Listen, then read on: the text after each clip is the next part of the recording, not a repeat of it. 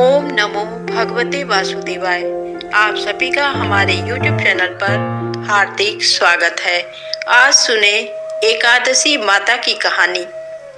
युधिष्ठिर ने पूछा, भगवान, पूर्णमयी एकादशी तिथि कैसे उत्पन्न हुई, इस संसार में क्यों पवित्र मानी गई तथा देवताओं को कैसे प्रिय हुई। तब श्री भगवान बोले, कुंती नंदन, प्राचीन समय की बात है। सतयुग में मूर नामक दानव रहता था। वह बड़ा ही अद्भुत, अत्यंत रौद्र तथा संपूर्ण देवताओं के लिए भयंकर था। उस काल रूपधारी दुरात्मा महासुर ने इंद्र को भी जीत लिया था। संपूर्ण देवता उससे परास्त होकर स्वर्ग से निकाले जा चुके थे और सांकित तथा भयभीत होकर पृथ्वी पर विचरा करते थे। एक दिन सब देवता महादेव जी के पास गए। वहां इंद्र ने भगवान शिव के आगे सारा हाल कह सुनाया। इंद्र बोले, महेश्वर, ये देवता स्वर्ग लोक से भ्रष्ट होकर पृथ्वी पर विचर रहे हैं। मनुष्यों में रहकर इनकी शोभा नहीं होती। देव, कोई उपाय बतलाइए, देवता किसका सहारा लें।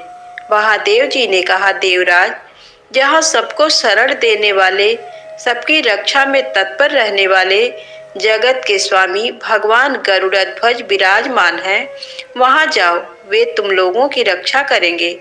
भगवान श्री कृष्ण कहते हैं, युधिष्ठिर, महादेव जी की बात सुनकर परम बुद्धिमान देवराज इंद्र संपूर्ण देवताओं के साथ वहां गए। भगवान गदाधर क्षीर सागर के जल में सो रहे थे। उनका दर्शन करके इंद्र ने हाथ जोड़कर स्तुति आरंभ की। इंद्र बोले, देव देवेश्वर, आपको नमस्कार है।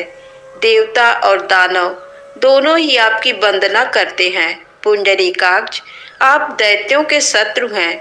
मधुसूदन, हम लोगों की रक्षा कीजिए। जगन्नाथ, संपूर्ण देवता मूर नामक दानव से भयभीत होकर आपकी शरण में आए हैं। भक्तवत्सल, हमें बचाइए। देव देवेश्वर, हमें बचाइए। जनार्दन, हमारी रक्षा कीजिए, रक्षा कीजिए। दानवों का विनाश करने वाले कमल नयन, हमारी रक्षा कीजिए। प्रभु, हम सब लोग आपके समीप आए हैं, आपकी ही शरण में आ पड़े हैं। भगवान, शरण में आए हुए देवताओं की सहायता कीजिए। आप ही पति, आप ही मति, आप ही कर्ता और आप ही कारण हैं। आप ही सब लोगों की माता और आप ही इस जगत के पिता हैं। भगवान, देव देवेश्वर, शरणागत वत्सल देवता भयभीत होकर आपकी शरण में आए हैं।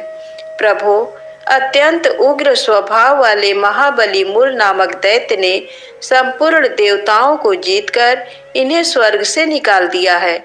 इंद्र की बात सुनकर भगवान विष्णु बोले, देवराज, वह दानव कैसा है, उसका रूप और बल कैसा है तथा उस दुष्ट के रहने का स्थान कहाँ है।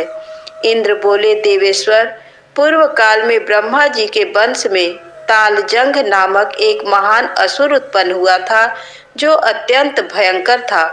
उसका पुत्र मूर दानव के नाम से विख्यात हुआ। वह भी अत्यंत उत्कट, महापराक्रमी और देवताओं के लिए भयंकर है। चंद्रावती नाम से प्रसिद्ध एक नगरी है, उसी में स्थान बनाकर वह निवास करता है। उस दैत्य ने समस्त देवताओं को परास्त करके स्वर्ग लोक से बाहर कर दिया है। उसने एक दूसरे ही इंद्र को स्वर्ग के सिंहासन पर बैठाया है। अग्नि, चंद्रमा, सूर्य, वायु तथा वरुण भी उसने दूसरे ही बनाए हैं।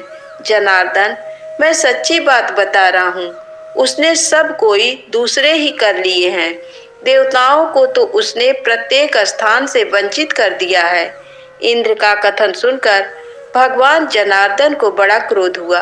वे देवताओं को साथ लेकर चंद्रावतीपुरी में गए।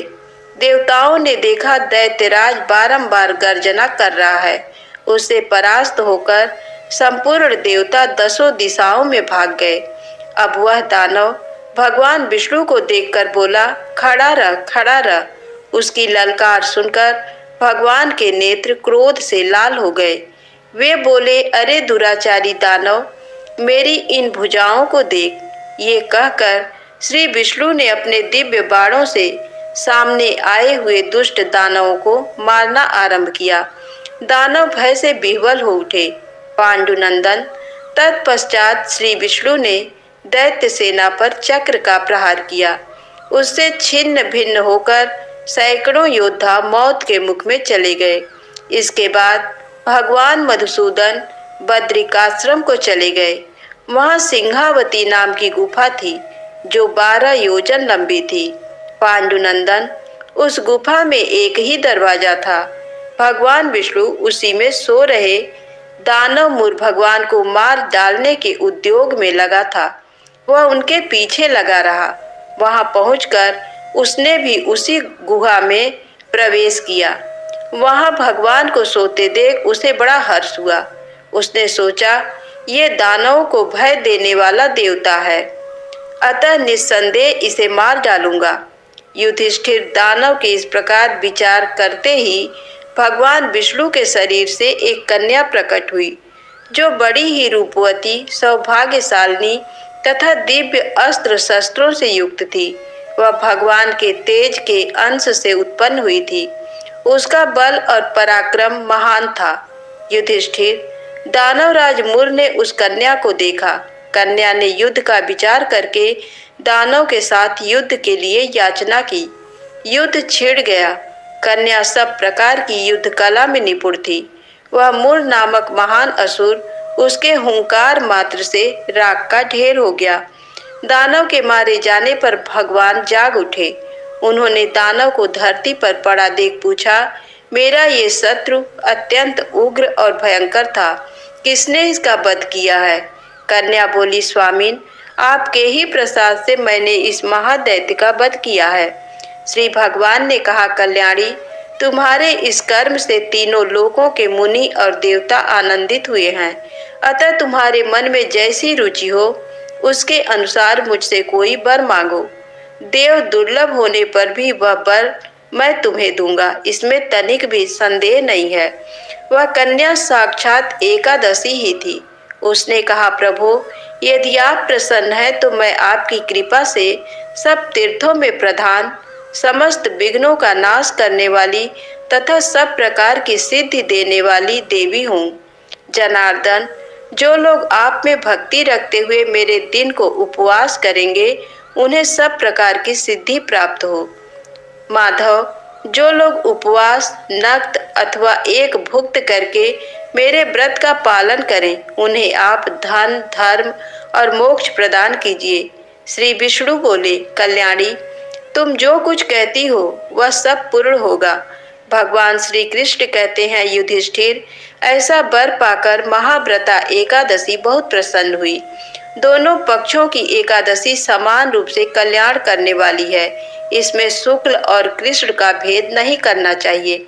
यदि उदय काल में थोड़ी सी एकादशी, मध्य में पूरी द्वादशी और अंत में किंचित त्रयोदशी हो तो वह तिस्पृशक एकादशी कहलाती है। वह भगवान को बहुत ही प्रिय है। यदि एक तिस्पृशा एकादशी को उपवास कर लिया जाए तो 1 सहस्र एकादशी व्रतों का फल प्राप्त होता है तथा इसी प्रकार द्वादशी में पारण करने पर सहस्र गुना फल माना गया है। अष्टमी, एकादशी, षष्ठी, तृतीया और चतुर्दशी ये यदि पूर्व तिथि से विद्ध हो तो उनमें व्रत नहीं करना चाहिए। परिवर्तिनी तिथि से युक्त होने पर ही इनमें उपवास का विधान है। पहले दिन में और रात में भी एकादशी हो तथा दूसरे दिन केवल प्रातः काल एक दंड एकादशी रहे तो पहली तिथि का परित्याग करके दूसरे दिन की द्वादशी युक्त एकादशी को ही उपवास करना चाहिए। ये विधि मैंने दोनों पक्षों की एकादशी के लिए बताई है।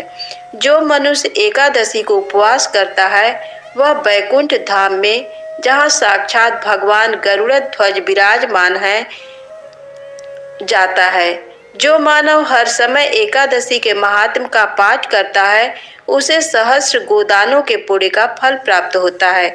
जो दिन या रात में भक्ति पूर्वक इस महात्म का श्रवण करते हैं वे निस्संदेह ब्रह्म हत्या आदि पापों से मुक्त हो जाते हैं। एकादशी के समान पाप नाशक व्रत दूसरा कोई नहीं है। धन्यवाद।